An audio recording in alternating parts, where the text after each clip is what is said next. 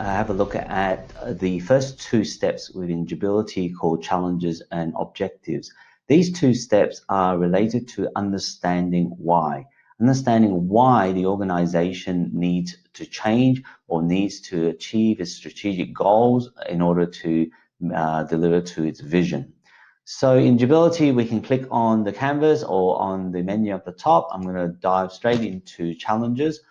We're now here at the challenges step. Here in Jibility, we can see that for the Red Java Digital Transformation Strategy Roadmap, we already have 6 challenges defined already. What we can do then is to add a custom challenge. This is one where I can then define whatever I want this to be called. I can do that by dragging that onto my canvas and then typing a new name here.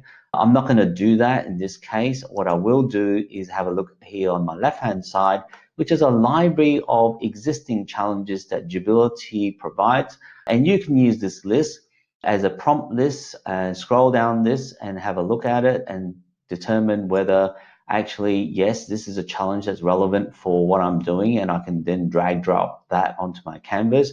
Or you can use the search and type in a keyword, in this case, staff. I can drag that onto my canvas. And you'll notice that the challenges in my library is a mixture of different levels of granularity for these challenges. Some of them articulate at a very high level, some of it at a much more granular, more specific level. As an example, people diversity, well, that's quite broad. And then we can go to a lack of people diversity, being a little bit more specific in articulating what is the challenge that we're confronted with. And that's really just saying to you that Jibility, we're not prescriptive in terms of whether you define these at a high level, low level, and it boils down to where are you at in terms of a understanding of the challenge or the level that you need to articulate or communicate that to the audience. Here in this example, we've just picked one we call high staff turnover, and we put this onto our canvas. And of course, with a list of challenges, you can actually move things around in order to reorder your list of challenges. And why is that important? Well, you may find that you end up with lots of challenges. So, I've seen examples where some roadmaps may have 40 odd challenges. But the reality is that you can't address all those challenges for the purpose of, say, this time horizon, which we've defined here is 3 years. You may want to sort this in order of which are the most important and draw a line and say, look, if I could only achieve or address my top 5 challenges, what would they be? And then you're going to have to make a determination of potentially not addressing the ones below that. In this case, I've determined that these are the ones I want to address, and we move on to the next step, which is objectives. So here in objectives, likewise, we already have a list of objectives that's defined for the Red Java Digital Transformation Roadmap. I have the new objective, which I can also drag onto my canvas, then give that a name. Again, I'm not going to do that. What I will do is look at my library of existing objectives. And these objectives, similar to challenges, they are articulated at different levels of granularity. You can apply the SMART acronym approach to naming your objectives. So your objectives would be specific, measurable, achievable, actionable, realistic, and timely. And some of these objectives in the library are oriented towards that more specific way of articulating that outcome, and some of them are broader. And again, we don't prescribe how you should name your objectives. It's up to you. We purposely have some different examples of these in our library to show you that actually they can come in all different shapes and form.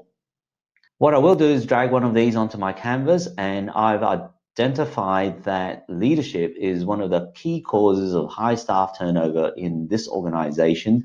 And this is one of the objectives that we must achieve or meet in order to address the challenge of high staff turnover.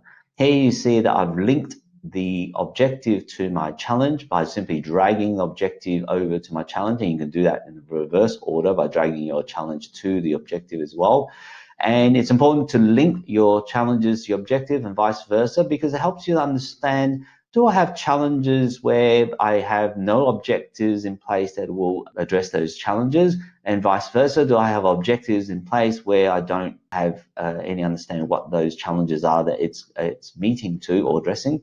What this will help you to do then is very quickly understand, do I need to add a new challenge, or do I need to add in more objectives in order to have a more complete view of what is it that we are doing and why we're doing what we're doing. So that's challenges and objectives. And likewise, I didn't explain that you can actually, of course, move these things around in order to sort them so that you have a proper view of your structure of challenges and objectives. So ideally, you present it nicely so that the lines don't cross. One thing I will point out, however, is you may encounter in some circumstances where you find that an objective may actually seem to address a number of different challenges. I'm just going to do this arbitrarily to show you how that could end up looking. And in this example, these linkages, what I'm really saying is that that objective seems to also be one that would be addressing these other challenges. And what this is a telltale sign that perhaps that objective is somewhat too generic, too broad, and therefore why it seems that it is addressing so many different challenges. Now, it's not to say you can't do that. As you can see, I've just done that. And in fact, what I want to do is remove them because actually it doesn't make a lot of sense at all in this example. What it is telling you, though, is that your objective is too broad, and perhaps what you should do is narrow that objective by changing the wording to be more specific so that you end up with a much cleaner look where in reality that objective is specifically there to address that one challenge. That's really what a good map would look like when you're actually mapping between your challenges and objectives.